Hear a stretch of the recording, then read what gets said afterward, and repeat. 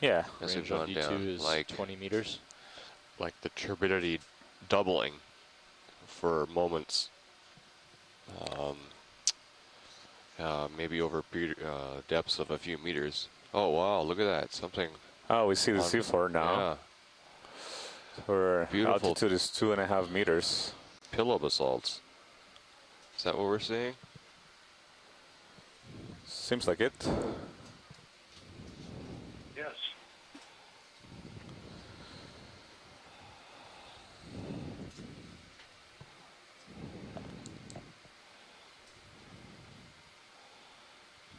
Tracking looks good in HiPEC if you lose view of bottom. So we're getting better returns in this sonar. We're here near the bottom. We stirred up a lot of particles as we approach the seafloor. And so that might be why the visibility is a little obscure. Also, altitude right now 4 meters.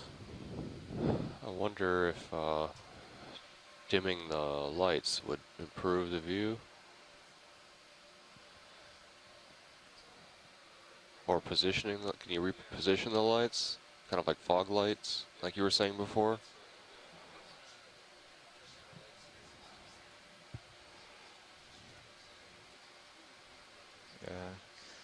Yeah, the first key is to get a view of D2 from Sirius. Ah, I see. And we have dimmed the lights on Sirius. And then if and once we're happy with that, then we can adjust the RV lights to try to see the bottom the best. Okay, right.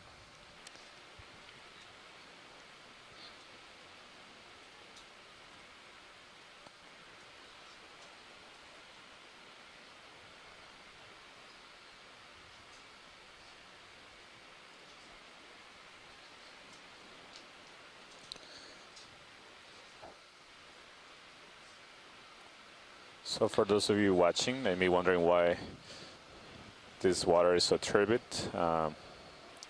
We heard the geologists on shore discussing the likely origin of these particles, and the most likely source of them are hydrothermal vents. So these are like basically geysers in the seafloor.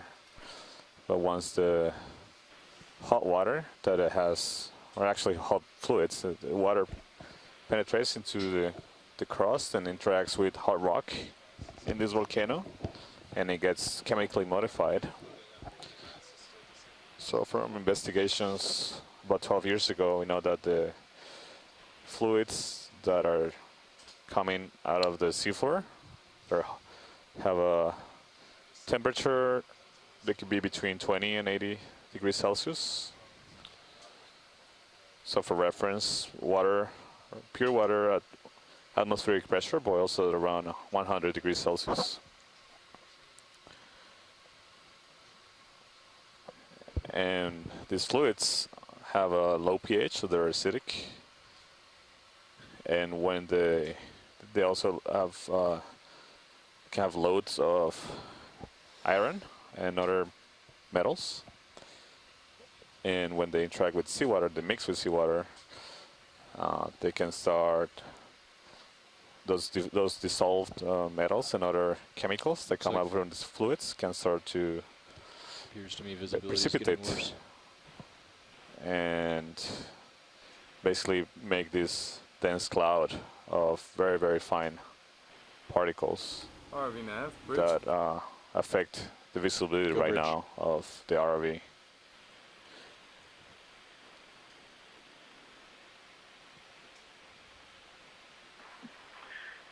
Just a minute or two Can you just ago, please confirm I that noticed that there rotation were is some about the larger A-frame? particles or larger flocculent sort of objects. They Yep. look very much like Thank the you, Bridge. flocculent material that we found at the top of Eel City 12 years ago.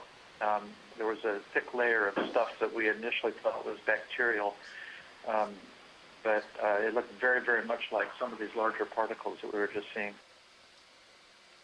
Yeah, thanks, Craig. I think we probably Good copy, stir Bridge. those If you up need to when make a we heading change, approach you the can do so seafloor. about the Do you A-frame. agree? Just please let me know. Yes, I think that's right. But the fact that we found them in areas of low temperature venting before makes me wonder if we just passed over an area that had a Let's similar find out here. kind of geology going on. So we see that we recover view of the seafloor with an altitude about 1.4 meters. So that's, you know, just over 5 feet above the seafloor. And it's very hard to see a clear picture of it. Right now, altitude is only 1 meter, so about 3 feet. And we see that potential flocculate material that Craig was just describing, covering all of the rocks in this area.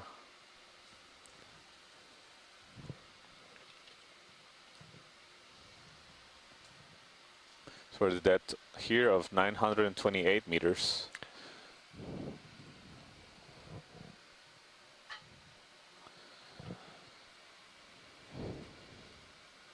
And we're getting the highest readings of turbidity that we have seen so far. It's about 17 FTU. Potentially, yeah. So it looks like the seafloor is covered with flocculent material here from that. I'll talk to deposited folks. From venting, diffuse venting, probably. Right, and from reading the paper that you published about this site, I was reading that the likely composition of this flocculate material is likely iron oxides, mostly. Is that correct?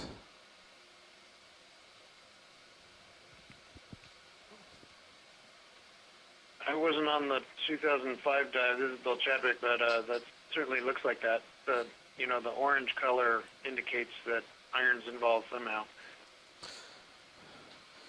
Right, so it's likely a mix of those iron oxide material as well as bacterial communities that are associated with this flocculate material, and taking advantage of the chemical energy of the reduced compounds that come out with the fluids that percolate from the seafloor, and when they mix with seawater, create a potential, reduction potential that is thermodynamically favorable. It's hard to say. Does it look like the tether's curving to the port side of D2? To be utilized for living organisms as energy source. Essentially being blown south. So these microorganisms that we find in this kind of reducing environment, chemosynthetic environments, take advantage of the energy in these chemicals that come out of reduced fluids. So this is different kind of energy source that we use, and most ecosystems in the ocean use, in the deep floor, deep sea, and as well in the water column, which is basically solar energy that plants and microscopic algae, like we call phytoplankton, capture through the process of photosynthesis. They capture the energy and store it in chemical bonds and organic material, rich in carbon. But the energy source for the process here, as I was mentioning, is through the process of obtaining the energy that is stored in reduced or electron-rich compounds that come from the fluids once they rise after interacting with the hot rocks and get modified. Right now we don't see anything that looks like a potential animal in this area. So a lot of the times in deep sea hydrothermal vents, there's not only microscopic We're still life, trying to get it set up on bottom. microbial life that take please do advantage whatever you of need to do to get the ship this energy source. We'll work around that. But is large organisms, animals that adapted to create symbiotic relationships with the microorganisms or consume the microorganisms that carry out chemosynthesis metabolisms and be able to thrive in these kind of environments using the chemical energy.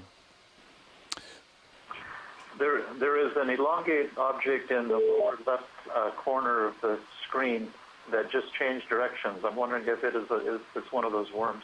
Yeah, I was thinking the Kind of a exact same depression. thing. I was gonna. And it's just of that. Is there any chance we could zoom in on that? Yeah, let me ask pilot. Pilot, are you in any position to take a close zoom here on the left? There seems to be a worm on the left side of the main cam.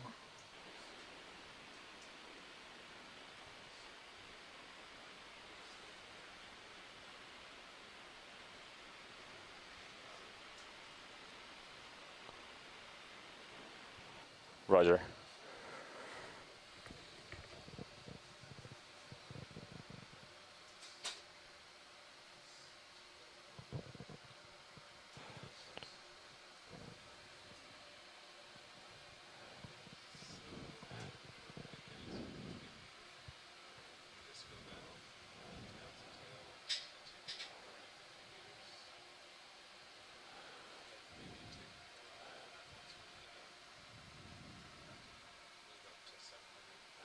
Did we have something there on the left?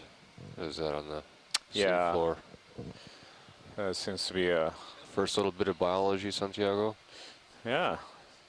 We saw a couple of shrimp in the plume. I'm pretty sure that's the worm that we were looking for. Yeah. It was a fast-moving little guy. Yes. It's going to be really hard to image in these conditions, unfortunately. And we don't have any sort of suction collector on this ROV, is that correct? Yeah, that's correct, Craig. Santiago, do you have any scoop bags or anything like that? Deepest looks to be around 980. We have a scoop, we don't have a. southeast.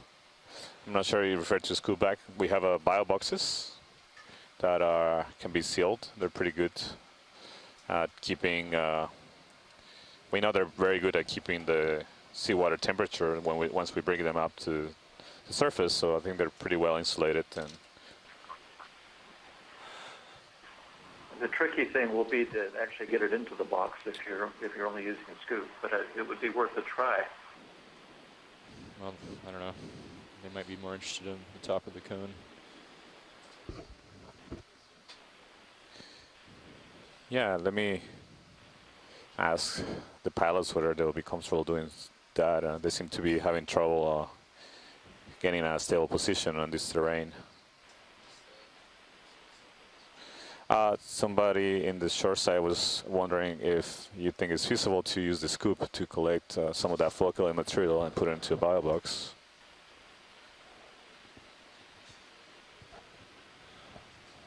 Well, the idea was to scoop the polychaete, not the flock. Roger. Yeah.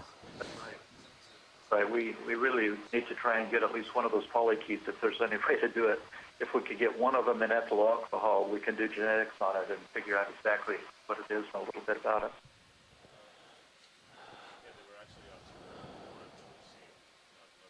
We've seen at least 3 or 4 of them now.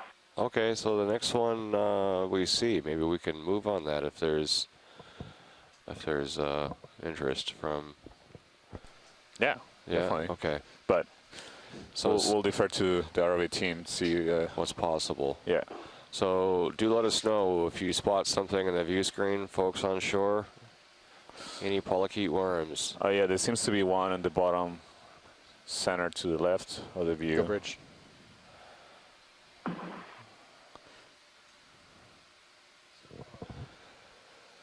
Good copy.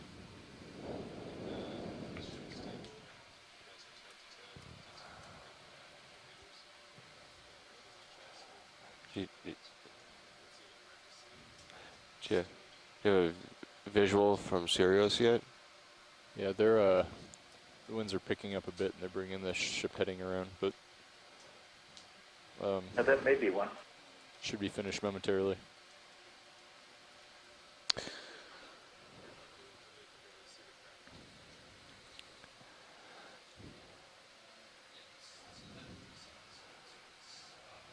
Mm-hmm. Now aboard the Okeanos Explorer, the ship's door will be open for the next 10 minutes. Again, the ship's door will be open for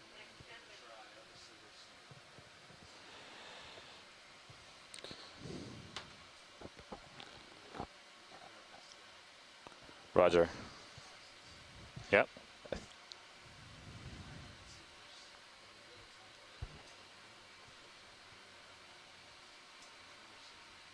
Yeah.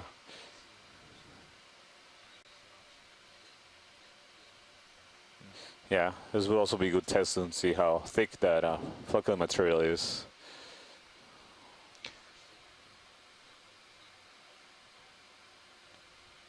Yeah, the worm is the priority.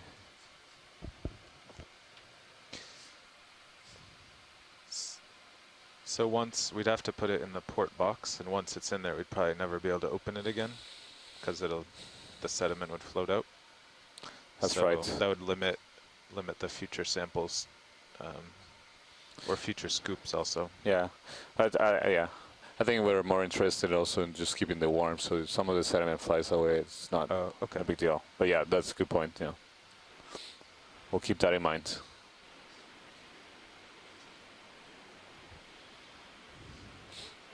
So Craig, did you observe them swim away in your dives here previously, or they mainly stayed crawling on the I seafloor? never saw them swimming. They Nav, I'm going to step out for a seem to minute. be on the bottom, feeding Copy on that. carrion Sorry, when we saw them. Okay. So we may be able to collect it if it's if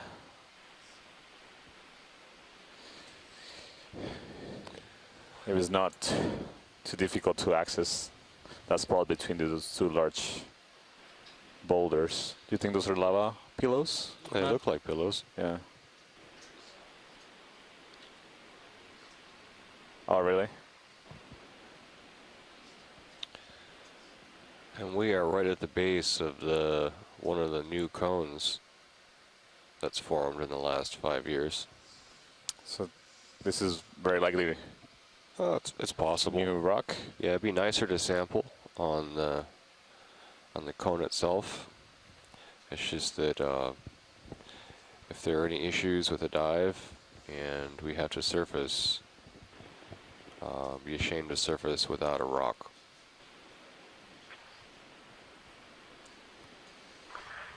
But it would also be a shame to surface without a polykey.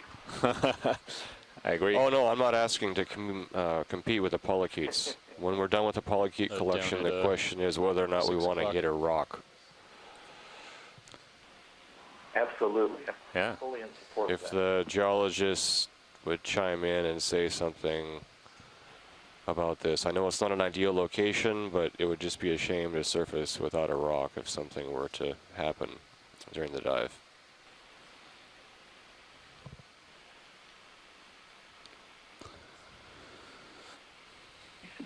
Are you worried about anything in particular, or this is just general things go wrong sometimes? Things have gone wrong twice in the last And the whole cruise. 8 dives, in which case we've had to surface rapidly. If you think you can. But we don't make- expect anything today. Yeah, you got it. There's no signs of anything like that happening. And it's difficult to tell from the map, but our present location is off the Nafanua cone. Is that correct, or are we on the sort of base of it? We're at the base of the new feature, but you know, within the resolution of the bathymetry, it's hard to say right at if the we're bottom. Yeah. on it or slightly off of it. We're basically in the mode See right it now. Right at. Oh yeah. You can see middle the of the screen. first waypoint just a bit to the north, and that's follow the contour. So basically we are within the same area of the mode right now. Oh, I see. So the contours on camera 3 are it's downslope to the southeast. Is that right? Yeah. That's correct. Our original, Kind of on the axis of the moat, according to that map, anyway.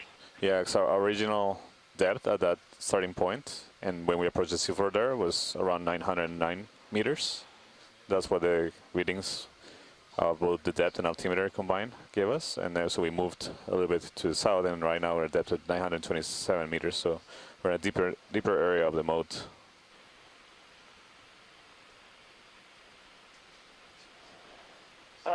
Yeah, I would vote for taking a rock sample here since we're on the bottom and we can see a rock, and don't know what we're going to be able to see for the rest of the dive, so I'd be in favor of that. And any other votes? Again, 3 of the previous 8 dives have had to surface early due to either weather or equipment malfunction, so bear that in mind. I'd agree with trying to get a rock here. Matt, how's the weather there today, by the way? Oh, it's looking fine right now. It's beautiful. Yeah, it's some of the best weather we've had, actually. It's a nice break from tropical cyclone Bart, which we've been running from for the last 5 or 6 days.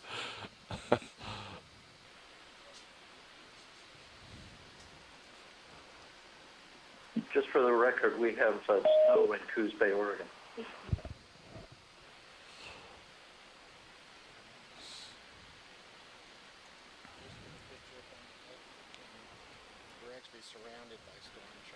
Oh, actually, we're surrounded by storms right now, for the record. Good copy, Bridge. 15 degrees. The left in rain, the- we're not heading seeing change, rather. Rainstorms, but we're not seeing any significant swell or.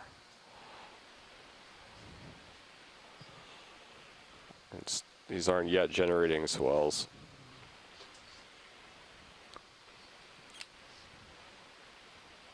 We had rain yesterday. I mean, it was very, very smooth ride all the way here.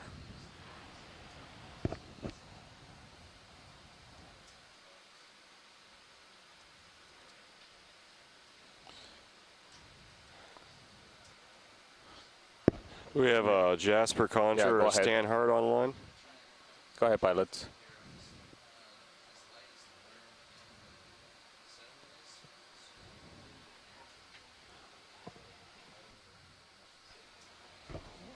Yeah, I see. Yeah, it's definitely hard to catch if you can't see it.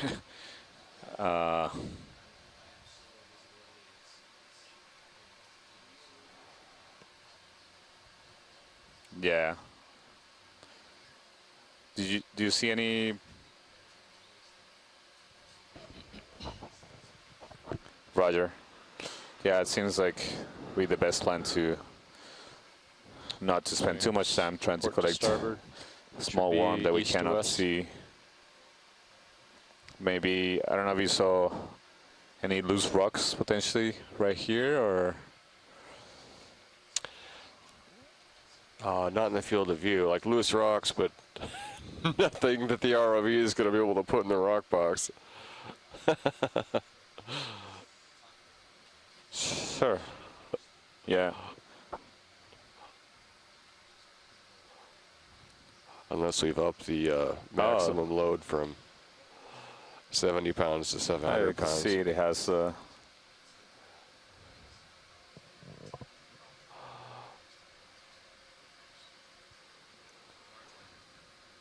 yeah, it reached a hard.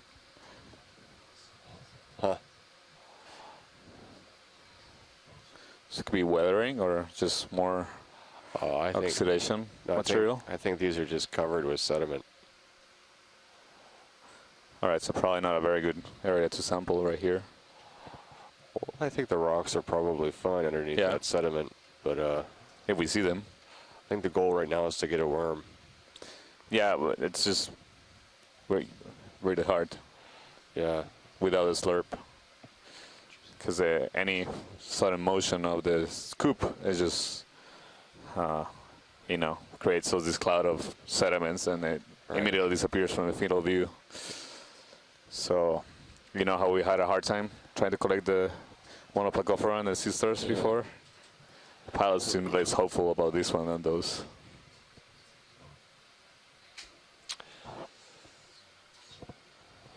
Well, it's frustrating, but if I could make a suggestion, maybe we should move on and look for a dead fish.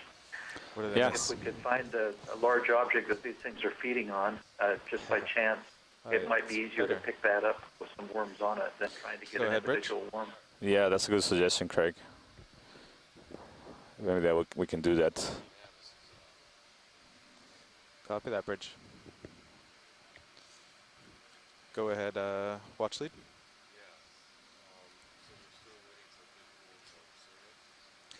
I think we've given up on a visual from Sirius. The ROV is safe here for a minute to stay still, so that's why we're suggesting a sample or a scooper rock, but I think it's time to think of the next move.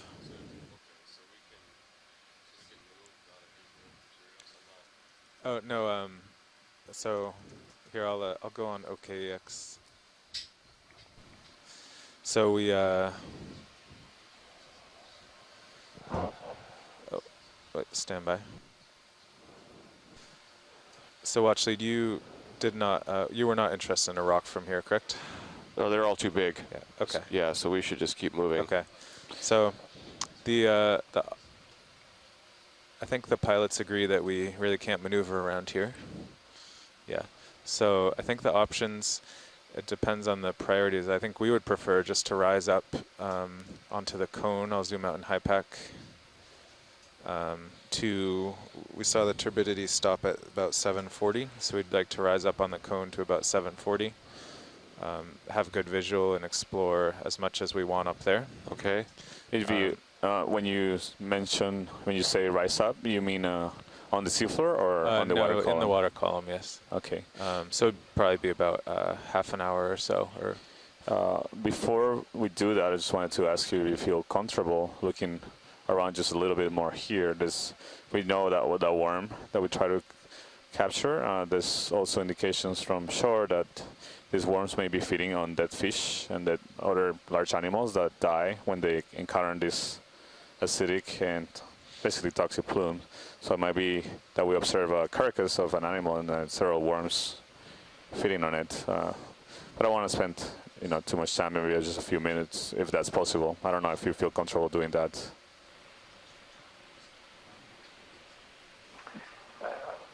I would not spend a lot of time doing that, but if we could do it for a few minutes, I think that'd be a great idea. yeah, so if the plan is, if everyone agrees, we'll rise up to 740 on the cone.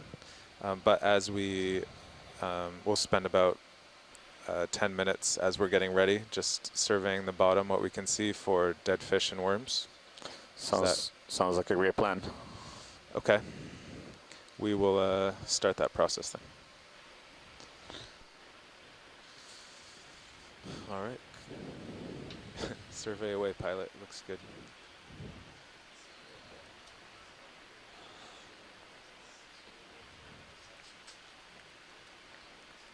You Oh, are there's on a minute rock. cams, yeah. Yeah. So yeah, I guess maybe a little side to side too. See what you can see. 5 minutes. Yeah. Oh, I know.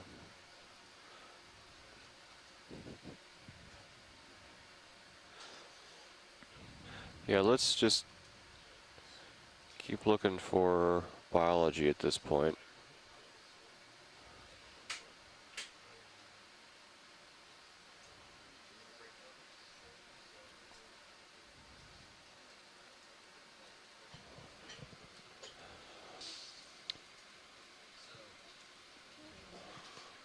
Yes.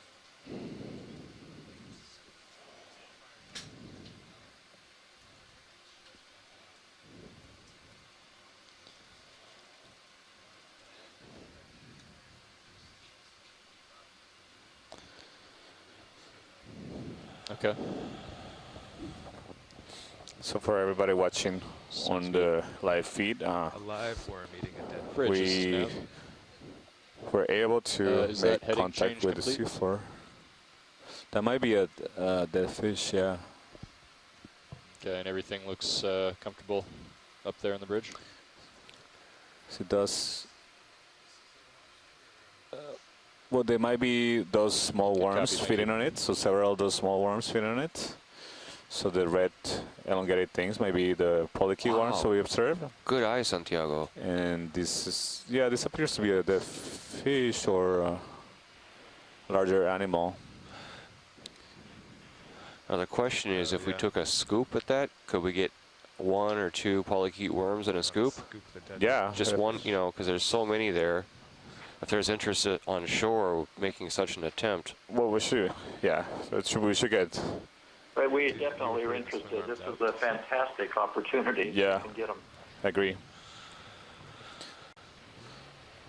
Yeah. Please so we have to focus on the worms, but the fish come along. That's fine. get a confirmation from the Exactly. Yeah. ROV team if this is possible.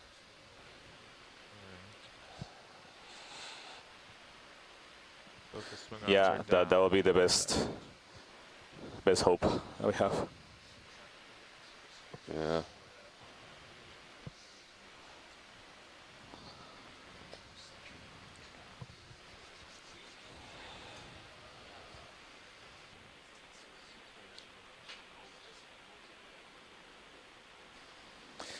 So for everybody watching, we just encountered a dead fish. This is an observation that was done as well 12 years ago on the first exploration of this crater.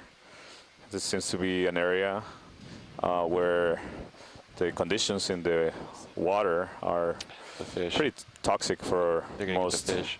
animals. There's low pH and likely a high load of metals in the water.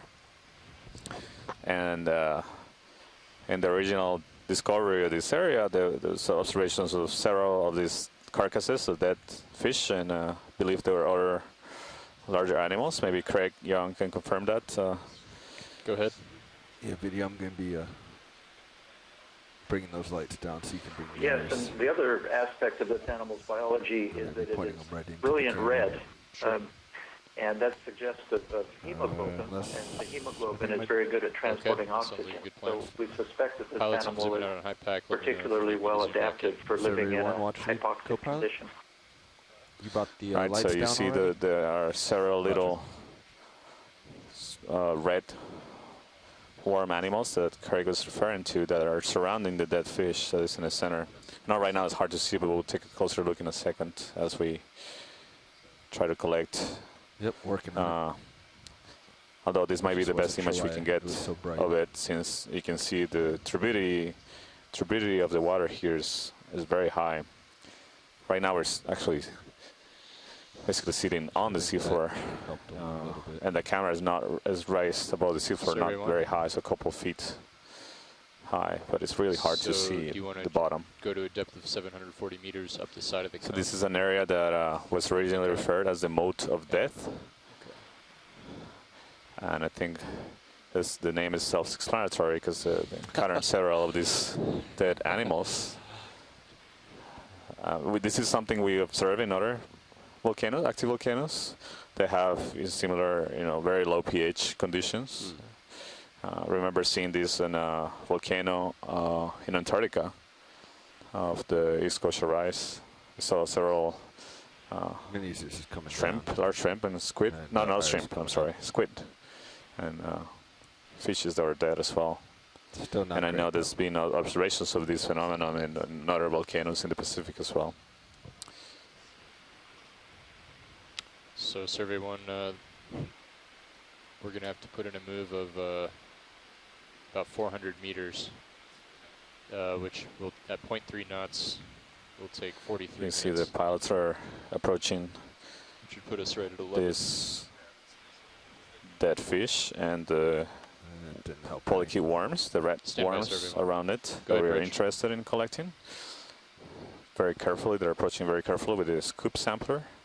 This is because we don't want to stir up too much sediment Potentially, we're in the discussing it. collection, so we're able to see it, as well as be able to sample those interesting worms before they move away. Come wide on Yeah, it's going to Minis. be toward the southwest, but You see stand by. everything is sitting on a fluffy layer Go ahead, survey. of flocculate material that is likely made up of iron oxides and also bacterial biofilms.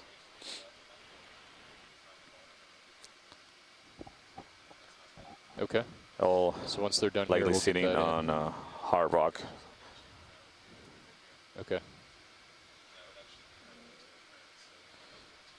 So this might this particular terrain, as you can see, might be more favorable for collecting with a scoop, since you can actually dig in the underlying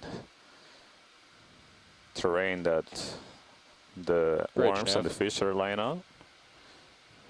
This would be really hard to collect samples on hard rock in a couple of previous dives. Quite yet, but the essentially bearing is because the going to be reason I was explaining 210. the So if you want to adjust now, that would be great. scoop is not able to get under the sample that easy if it's a hard rock. But in this flocculent material, it seems to be more conducive to this kind of sampling.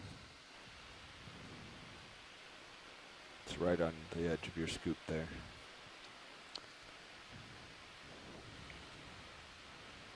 Good copy, and just make sure all rotations are about A-frame. Thank you.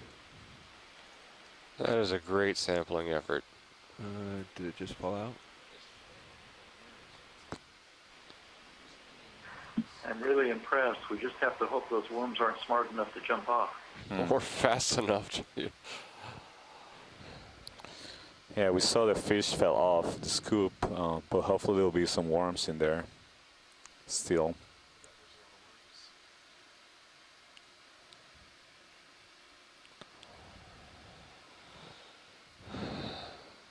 Carnivorous worms. Scavenger, yeah. Carnivorous scavenging worms in the modes of death. It sounds like Sounds the like a makings of movie. a scary Yeah. movie. Yeah.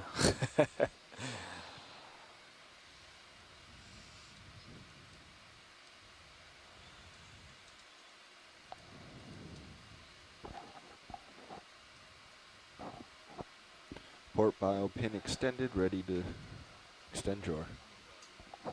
Extending drawer slow. Hey, Matt Jackson, John Lupton just entered the room here in Newport, Oregon, so he says hi to you. Hey, John. Drawer extended.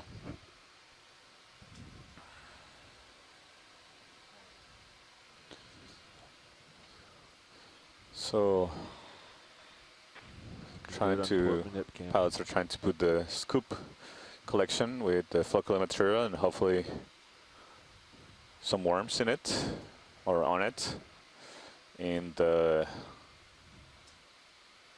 port outward bio box of the vehicle.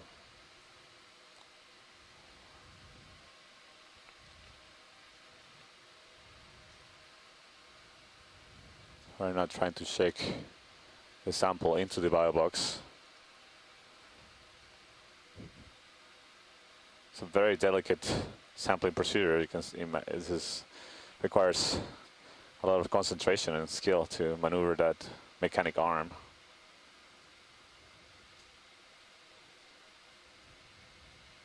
Okay. Yeah, looks empty to me, but you can bring it up and point it at the manip cam for confirmation. Just turn it, yeah, it's looking pretty empty. Yeah, it's hard to see, but retracting drawer. A lot of the material seems to have fallen into the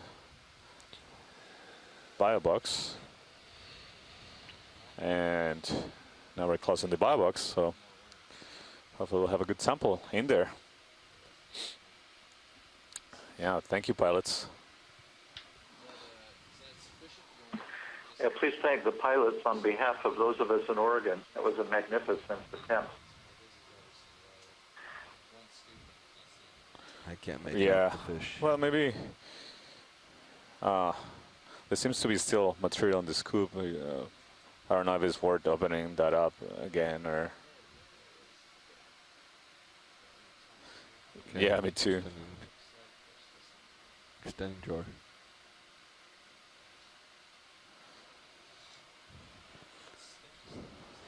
Yeah. Lid is open.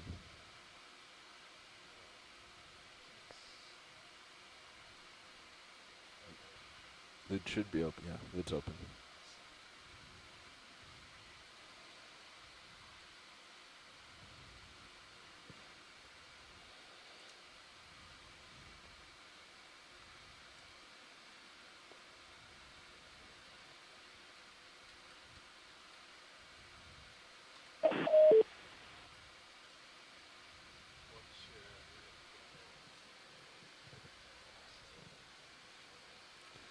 So this is the first biological sample of this dive, dive Thanks, Rich. 9 on the Vailulu volcano, active volcano. Right now we are in the area known as the Moat of Death, the depth of 924 meters on the northern part of the northern portion of the inner part of the crater.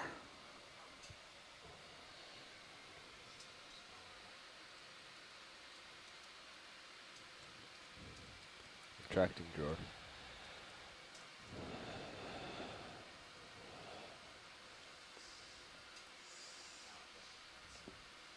Tracted.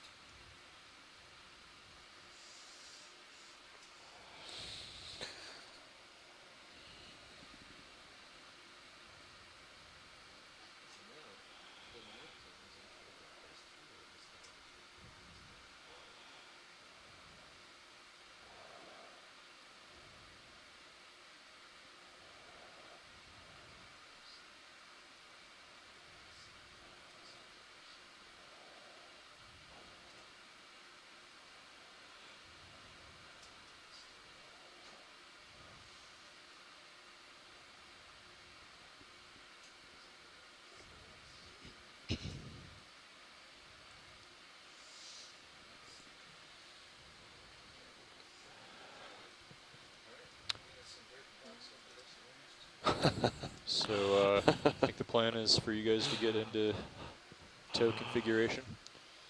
And what we want to do is put in a 400-meter move bearing 210. So you're going to be streaming opposite of the orientation you're in now. And we're going to be going to 0.3 to get us there just after the start of the live event.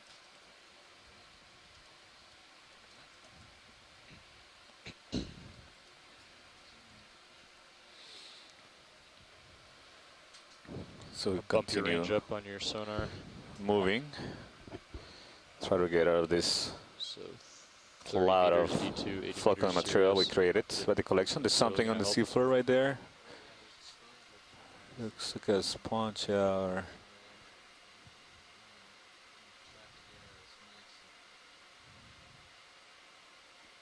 Hard to tell what that is. Is that a sponge, Santiago? I'm not sure. It seems to be just drifting. Yeah.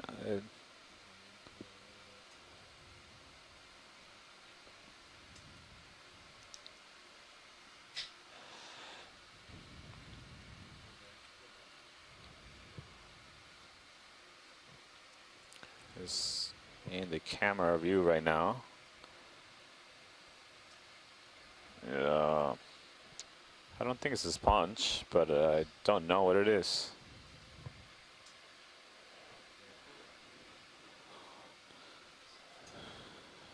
Look like a soft-bodied biological structure. Yeah. Craig, do you recall seeing anything like this before? Whatever it was. I don't think I saw what you were looking at. It looked like perhaps a dead holothurian or something like that. It was translucent, drifting. I think if you... Certainly didn't see any holothurian. Yeah. Yeah. At this depth, everything was dead. No animal, no live animals at all. Yeah, it didn't appear to be alive, whatever it was.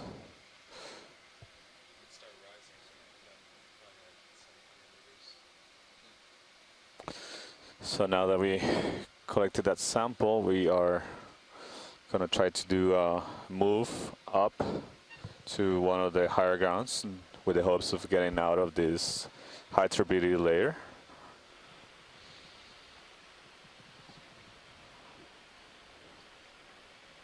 Bring your auto Looks head like the out. turbidity just spiked, but that may be a result of the scooping efforts. Correct, yeah.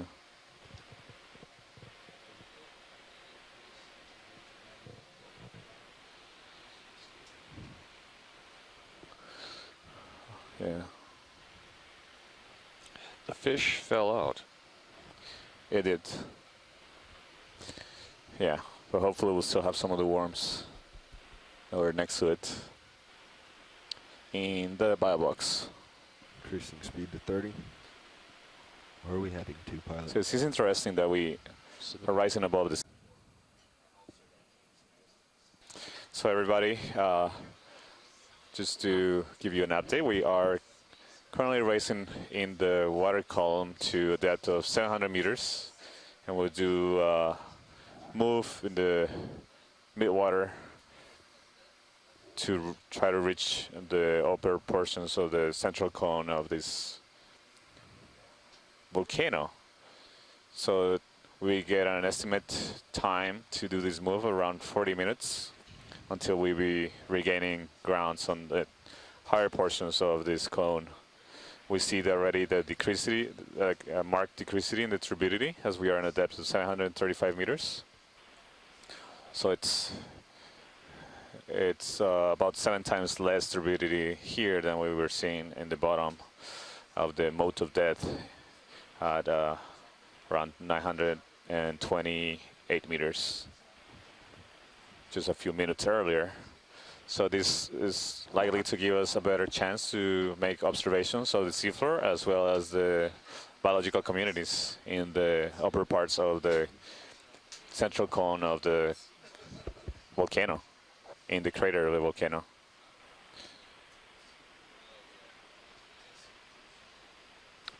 Hey, watch leads. Did you label that last sample geo or bio? Bio. Bio. Make a change.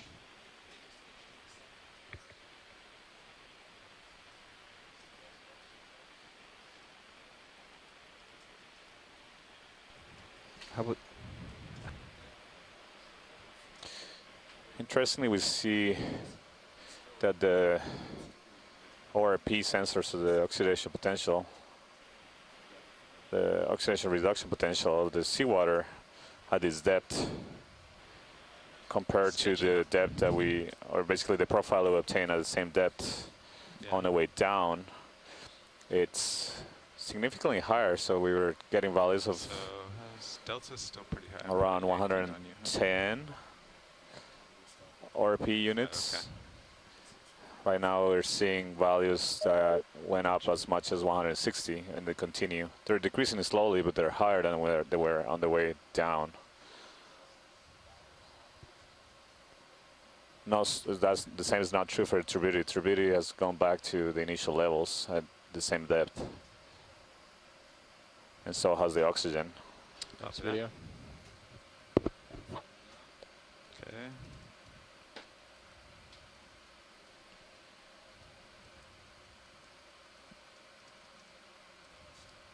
All right, I'll get a delta of 5 or so and going up. Santiago, you were just commenting about the ORP sensor. It's the ORP value tends to drift with time, so it's you know, what It's it's a lot doing at the clearer. moment, like whether it's going up or down, is valuable Yeah. information, but you It's on can't the way really down. compare one value to another, you know, separated by an hour or something. So is it like a hard? I didn't notice. for Was your it like a information, hard because line? of that Like sort of I long- see the long-term line, I drift. just noted Okay. every 50 The meters. numbers aren't absolute, they're sort of relative.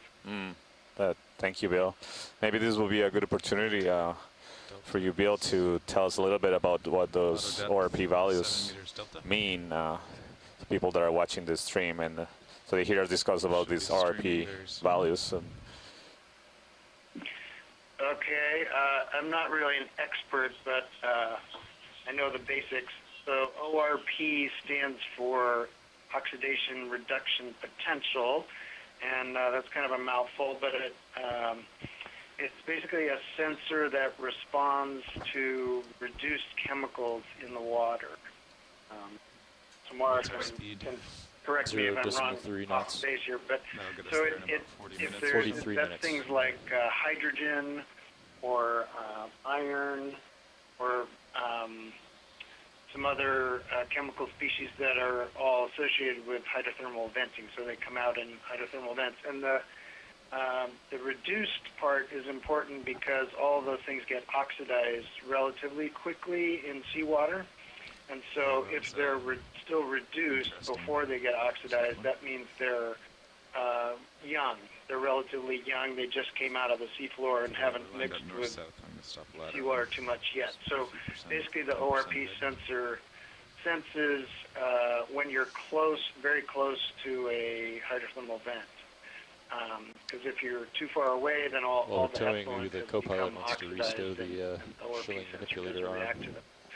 So it's a tool, a great tool for when just people are searching for had a hydrothermal low vents, clearance among a maneuver suite of through the others, hangar door last night. Oh, it's still there. And so what the sensor does is it outputs these values, and if it's encountering these reduced chemicals, the values go down, and then if it stops encountering them, then the values drift back up. And but there's sort of a long-term drift. It's as I was saying, it's not the numbers aren't meaningful in an absolute sense, but they are very useful in a relative sense. So when we use the ORP sensor looking for hydrothermal vents, we're paying attention to whether it's going up or down, because the changes are pretty dramatic usually. So that's my ORP summary. Great. Thank you so much, Bill.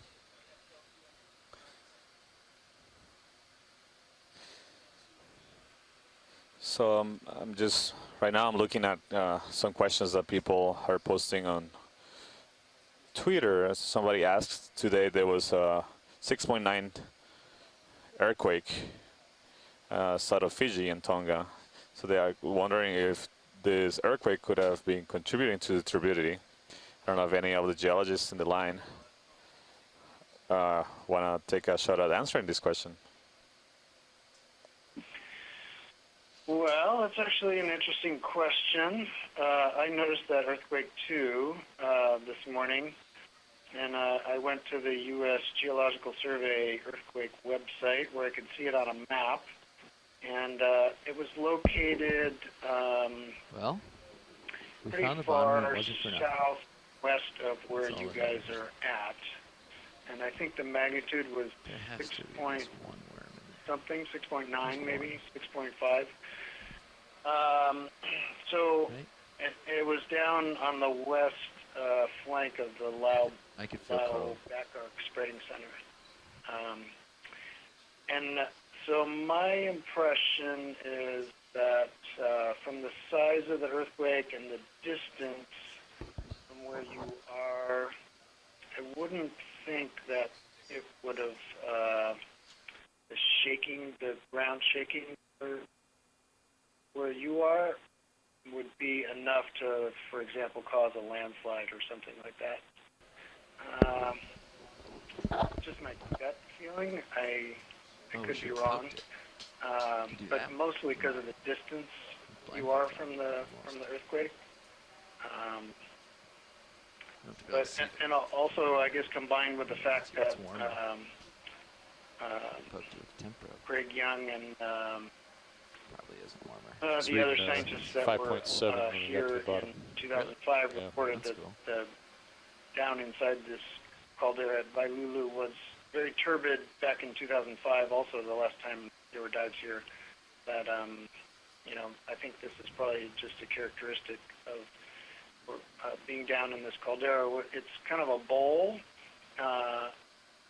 the caldera and a crater basically, and there's probably doesn't get washed out with the prevailing ocean currents. So if you have turbid water coming out of the seafloor, it's likely to stay in the crater and not get washed out by the prevailing ocean currents. So that would be my guess.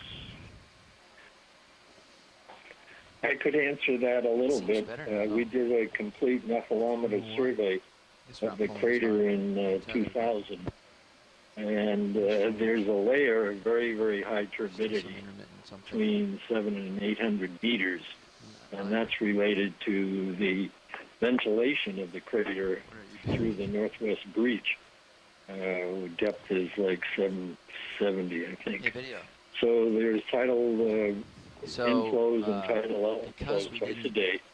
and the turbidity seems to correct in a layer at that level. The outside of the crater is surrounded by a smoke ring in that depth range, 2 or 3 kilometers out from the crater all the way around. So in the lower part of the crater, the very part, the turbidity is high, but actually not as high as this layer at 700 to 800 meters. So it's extremely active and it's producing turbidity all the time. Probably locally variable, and we'll wait and see what it looks like on top of Nafanua. When we were there in 2005, it was turbid, but nothing like what we're seeing today down in the moat. So we'll wait and see.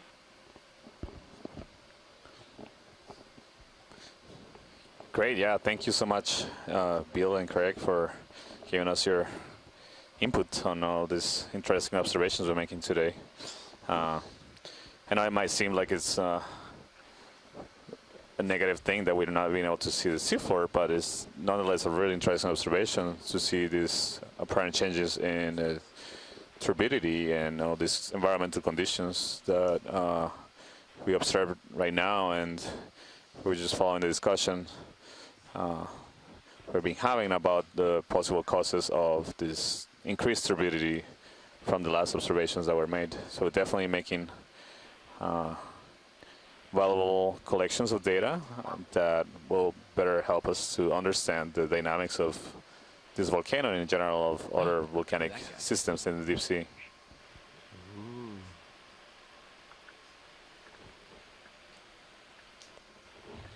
We're continuing our mid-water trend. Looking at Go ahead. map on the USGS website about where that earthquake was, and it's about 1,000 kilometers. Right now, you're going to hear not more, nothing maybe, on there. I'm the only person connected. And one thing that you will not hear is anyone else on the ship that's talking until 2. Okay. Okay. You won't hear anybody else because it's subtracted out. Yeah. I only ask because when I turn it on, a very terrible noise shows up in my ear. I don't hear it at the moment. I'm listening to it on tail 2, right? You're hearing a terrible noise? Yeah. Bobby, too? It's definitely some high frequency feedback. Reminds me of when the co-pilot's touching the winch block, but I'm not. We got rid of those problems. But that's interesting because I don't hear anything at all. Why don't you pull that little, first pull your little test cable. Pull that test cable off and just see if it sounds like that jet. My test cable off? Yeah, I'm definitely hearing it. Pull that little short cable. Pull that short cable off and see if that makes a difference. Ooh, what am I hearing? Now, when Jeff just disconnected that, I heard it. Yes. It went away? No, it's still there. Okay, when you pulled your headphone off, I heard it. Yeah, I think that's just on his mic because he has us That all was an latched. interesting effect. Now I don't hear it. So if you plug that cable in by itself. Unlatch me before you plug do the it. cable in but not the headset. Plug in your cable but not the headset, Jeff. I think we're picking up some noise from something in your all stations. See, now it's very loud. It's very loud now. Turn off your mics. Mute your mic, Jeff. Mute your mic. Yeah. So that's picking up some noise. It's like an antenna right now. It's not picking you up. So there's some noise RF in that in your zone.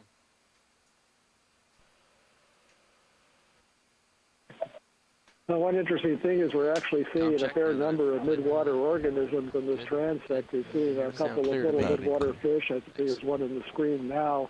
Some jellyfish, medusa, and little crustaceans. There's another little midwater fish, very small. So there is life above the seafloor here, definitely.